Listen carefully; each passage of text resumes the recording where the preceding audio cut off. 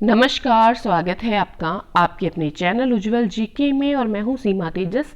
आज हम पढ़ने वाले हैं हिंदी शिक्षण विधियों के महत्वपूर्ण 95 प्रश्न वन लाइनर के रूप में। ये महत्वपूर्ण परीक्षाओं में पूछे गए प्रश्नोत्तर हैं सभी के सभी, और आपकी रीट मेंस के लिए काफ़ी महत्वपूर्ण साबित होने वाली है वीडियो। तो प्लीज़ जो है बने रहिएगा अंत तक। तो चलिए पढ़ना शुरू करते हैं।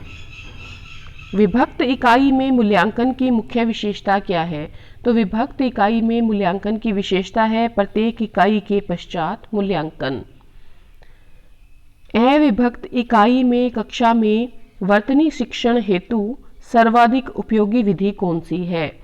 तो अविभक्त इकाई में कक्षा में वर्तनी शिक्षण के लिए खेल विधि सर्वाधिक उपयुक्त है। भाषा शिक्षण में वाचन से पूर्व लेखन की शिक्षा का प्रतिपादन किसने किया था? मोंटेसरी ने।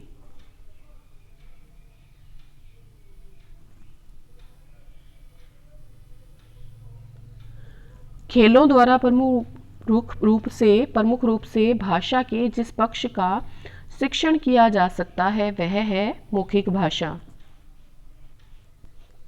इकाई योजना आधारित नहीं होती है प्रस्तावना पर। भाषा शिक्षण में दृश्य श्रव्य सामग्री साधनों का प्रमुख प्रयोजन है छात्रों की विभिन्न इंद्रियों को क्रियाशील बनाना।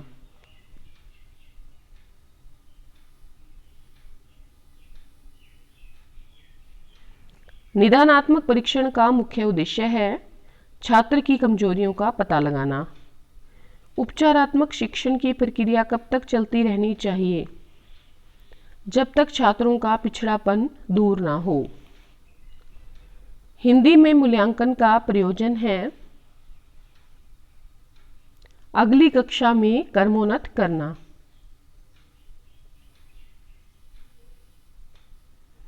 हिंदी शिक्षण में दुर्बल और मंदबुद्धि छात्रों के लिए कौन सी विधि उपयुक्त है? लेख विधि। मापन किया जाता है तो वार्षिक परीक्षा में। सुनकर अर्थ ग्रहण करना उद्देश्य का व्यवहार परिवर्तन क्या होगा? व्यवहारगत परिवर्तन क्या होगा? श्रुत सामग्री का भाव ग्रहण करेंगे।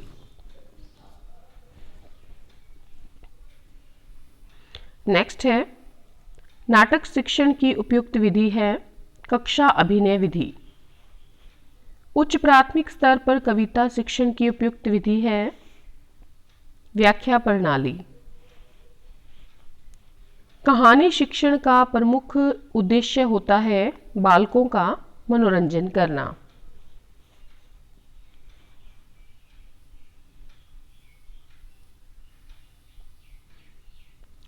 व्यवहारिक व्याकरण शिक्षण की सर्वाधिक उपयुक्त प्रविधि है विषय का अभ्यास। जिस क्रिया में यह पता लगाया जाता है कि बालक भाषा के किस क्षेत्र में कमजोर रहते हैं यह क्रिया कहलाती है निदानात्मक कार्य। पाठ योजना में प्रस्तावना के प्रश्न पूछे जाते हैं पाठ का पूर्व ज्ञान से संबंध जोड़ने के लिए।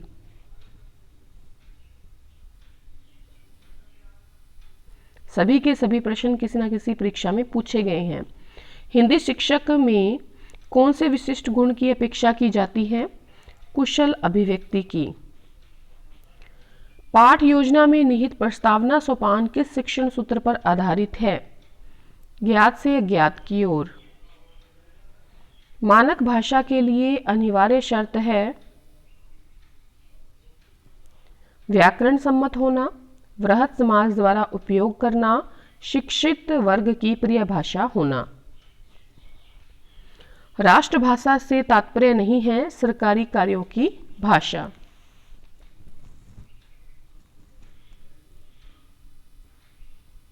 राष्ट्रभाषा से तात्पर्य है देश में अधिकतर लोगों की भाषा, जन सामान्य की बोलचाल की भाषा। तो ये दोनों रहेंगे। शिक्षण प्रक्रिया में मूल्यांकन आवश्यक है पाठ्यक्रम में सुधार के लिए, छात्रों की उपलब्धि का स्तर जानने के लिए एवं शिक्षण कार्यों में सुधार के लिए।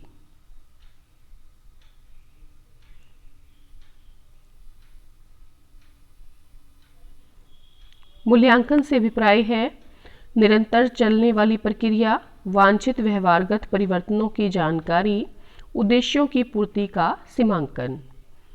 प्राथमिक पाठशाला में भाषा पढ़ाई जाती है क्योंकि बालक भाषा में निपुण हो सके, इसलिए।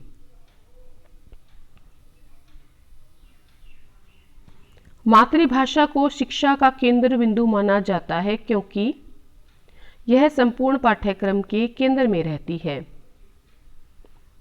पाठ्यपुस्तक की भाषा बच्चों की घर व समुदाय की भाषा से मिलती जुलती होनी चाहिए। प्राथमिक स्तर पर भाषा सिखाने से तात्पर्य है भाषा का प्रयोग सिखाना।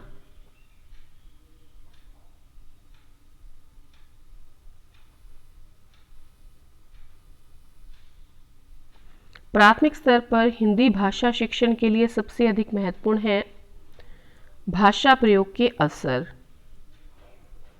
भाषा सीखने सिखाने का उद्देश्य है विभिन्न स्थितियों में भाषा का प्रभावी प्रयोग करना। भाषा के बारे में कौन सा कथन उचित है कि भाषा जो होती है वो एक नियमबद्ध व्यवस्था होती है।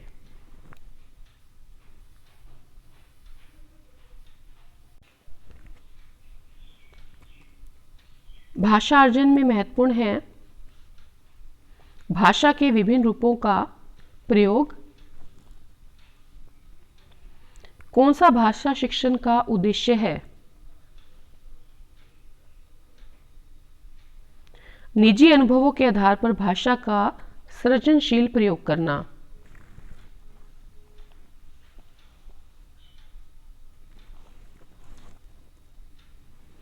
प्रश्न पूछना, प्रतिक्रिया व्यक्त करना, परिचर्चा में भाग लेना, वर्णन करना, ये क्या है? भाषा सीखने सिखाने के और आकलन के तरीके हैं।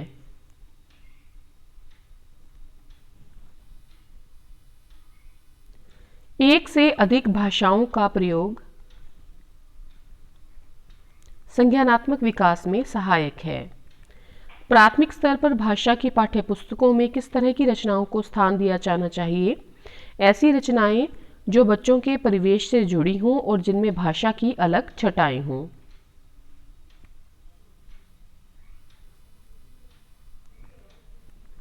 उच्च प्राथमिक स्तर पर व्याकरण शिक्षण का उद्देश्य में सहायक है। तो उच्च प्राथमिक स्तर पर व्याकरण शिक्षण का उद्देश्य भाषा की नियमबद्ध प्रकृति को समझने और उसका विश्लेषण करने में सहायक है। उच्च प्राथमिक स्तर पर हिंदी भाषा विकास के लिए कौन सी गतिविधि उपयोगी नहीं हो सकती? तो मुहावरों के अर्थ लिखकर वाक्य बनाना। उच्च प्राथमिक स्तर पर व्याकरण शिक्षण की सर्वाधिक उचित विधि है आगमन विधि।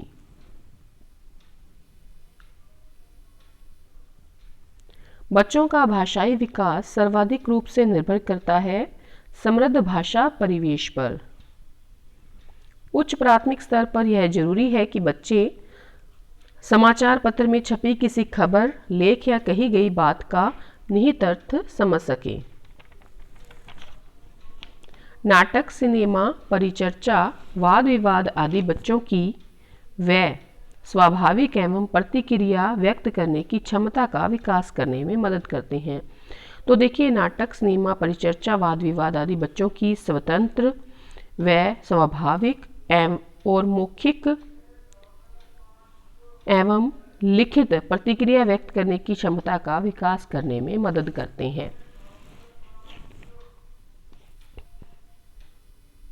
नेक्स्ट है अनुपमा 8वीं कक्षा में हिंदी भाषा पढ़ाती है। कविता भाव के बारे में बातचीत करते समय आप उन्हें किसके प्रति सचेत रहने की सलाह देंगे?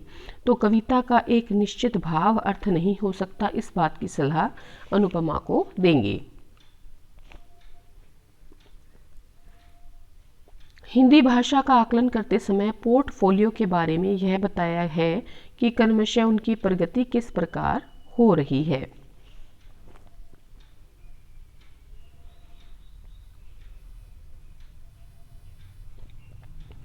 उच्च प्राथमिक स्तर पर व्याकरण शिक्षण का कौन सा तरीका सर्वाधिक प्रभावी है? पढ़ाए जा रहे पाठ के संदर्भ में आए किसी व्याकरणिक बिंदु को स्पष्ट करना। कक्षा 8 के बच्चों के लिए साहित्य का चयन करते समय आपके लिए क्या जानना सर्वाधिक ज़रूरी है? बच्चों की मनोवैज्ञानिक विशेषताएं और भाषा प्रयोग की क्षमता। भाषा सीखने का अर्थ उस भाषा की संस्कृति सीखना भी है, क्योंकि भाषा किसी संस्कृति का अभिन्न हिस्सा होती है।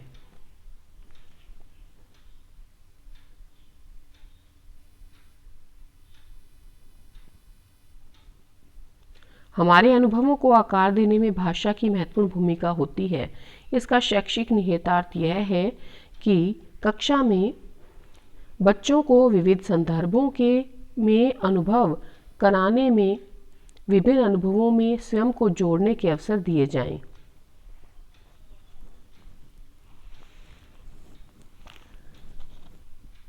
किस साहित्यिक विधा को पढ़ाते समय आप सहस्वर पर अनिवार्यतः सर्वाधिक प्रभावी हैं? एकांकी पर।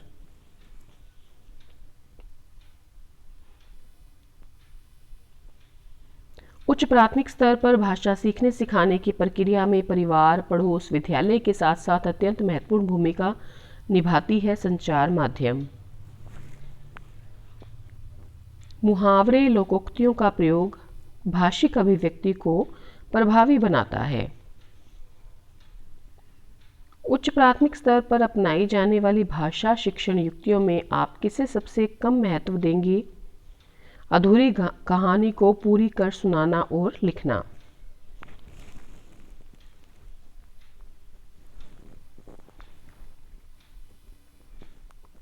अहम केंद्रित भाषा की संकल्पना किसके साथ घनिष्ठ रूप से जुड़ी है?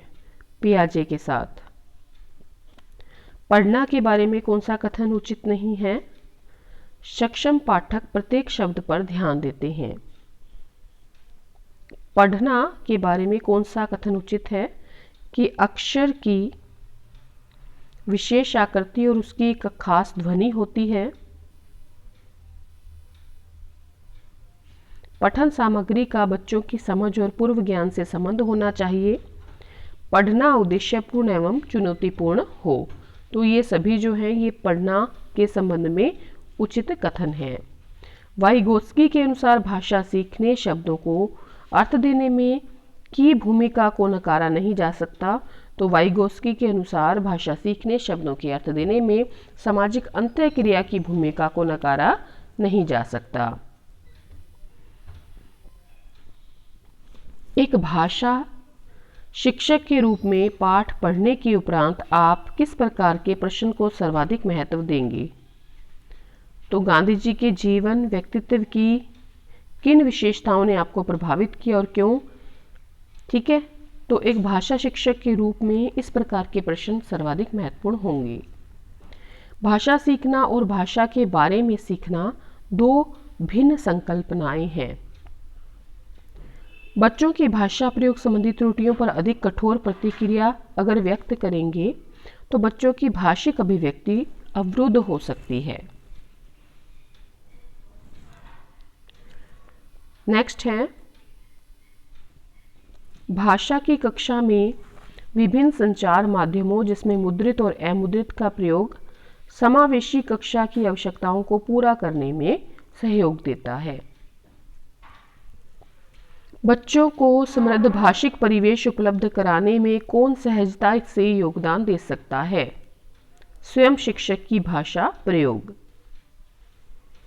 हिंदी भाषा शिक्षण की विधि है अनुकरण विधि, आगमन विधि, निगमन विधि, भाषा प्रयोगशाला इत्यादि। तो ये सभी हिंदी भाषा शिक्षण की विधियां हैं।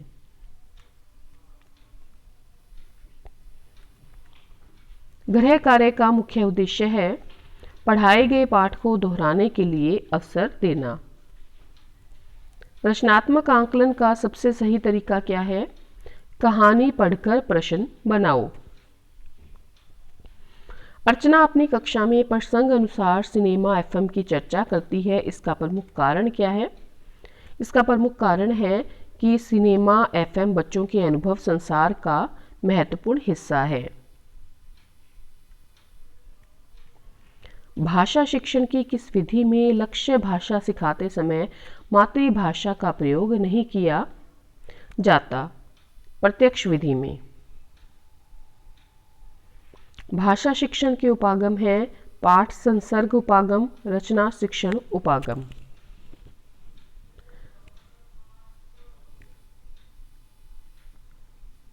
छात्रों के शब्द भंडार में वृद्धि करने का उपाय है शब्दकोश का उपयोग, छात्रों में स्वाध्याय की प्रवृत्ति को बढ़ाना, शिक्षक द्वारा अच्छे व नए शब्दों का प्रयोग। आगमन विधि के रूप हैं 2।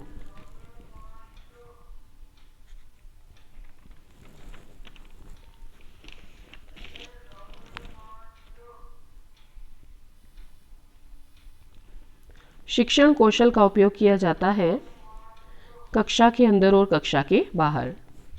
लिखित अभिव्यक्ति का साधन नहीं है वाद विवाद।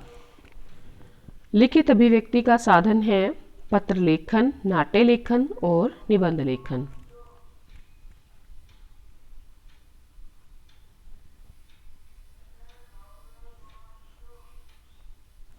बालकों को लिखना सिखाने से पहले यह जरूरी है कि लेखन संबंधी जिज्ञासा उत्पन्न की जाए। SITE क्या है? उपग्रह अनुदेशात्मक दूरदर्शन प्रयोग। प्रिंट मीडिया में सम्मिलित हैं समाचार पत्र, पत्रिकाएं और विद्यालय पत्रिकाएं।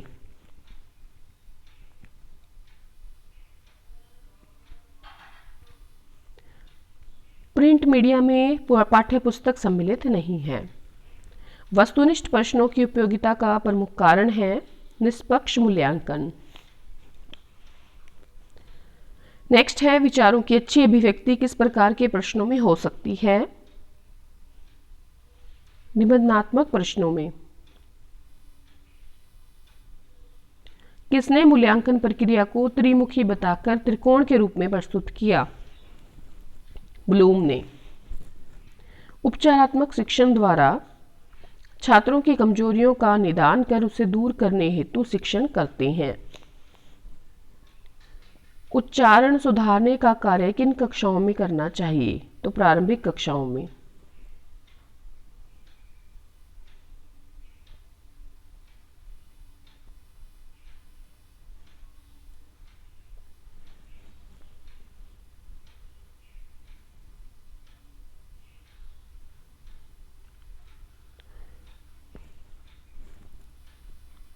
भाषा का मुख्य कौशल है लिखना, पढ़ना, बोलना।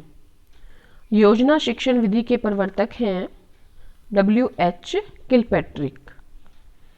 छोटे बालकों की कल्पना शक्ति विकसित करने का माध्यम है परियों की कहानियां।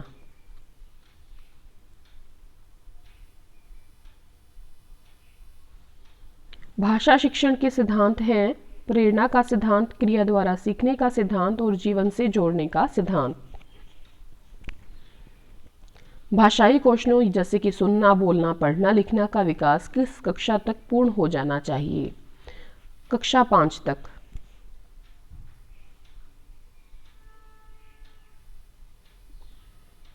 नेक्स्ट है छात्र की मौखिक अभिव्यक्ति की योग्यता का मूल्यांकन करते समय क्या जरूरी है? शुद्ध उच्चारण, उचित गति, व्याकरण सम्मत भाषा का प्रयोग। श्रवण कौशल को विकसित करने के लिए उपयुक्त प्रणाली है खेल विधि। प्रश्न पत्र निर्माण करने से पूर्व किस प्रपत्र को तैयार करना जरूरी है? ब्लू प्रिंट को।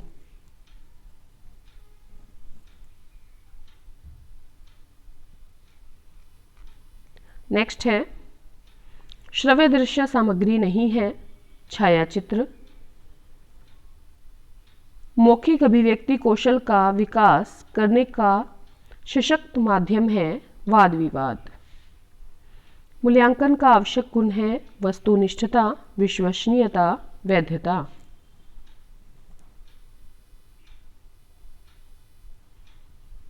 भाषा दक्षता का प्रारंभिक कौशल है सुनना। भाषा शिक्षक का विशेष अनिवार्य गुण है शुद्ध उच्चारण करना। तो आज हमने 95 क्वेश्चन किए हैं हिंदी शिक्षण विधियों के। इसी प्रकार से रीट के लिए महत्वपूर्ण वन लाइनर प्रश्नोत्तर लेकर आएंगे। लगातार बने रहिएगा चैनल पर और आधुनिक जो भारतीय इतिहास है वो भी हम शुरू करने जा रहे हैं। इससे पहले प्राचीन और मध्यकालीन भारतीय इतिहास एनसीईआरटी का सार संग्रह के अंतर्गत हम कर चुके हैं। तो अगर वो वीडियोस देखना चाहते हैं आप, तो उज्ज्वल जीके की प्लेलिस्ट में जाकर एनसीईआरटी सार संग्रह के अंतर्गत आप एनसीईआरटी का सार पढ़ सकते हैं। तो धन्यवाद आज के लिए, और अगर वीडियो पसंद आई है प्लीज़ लाइक ज़रूर करें, और अगर चैनल पर नए हैं तो प्लीज़ सब्सक्राइब करें चैनल को, और पास के बेल आइकन को ज़रूर प्रेस करिएगा ताकि नई नोटिफिकेशन समय रहते मिलती रहे। धन्यवाद।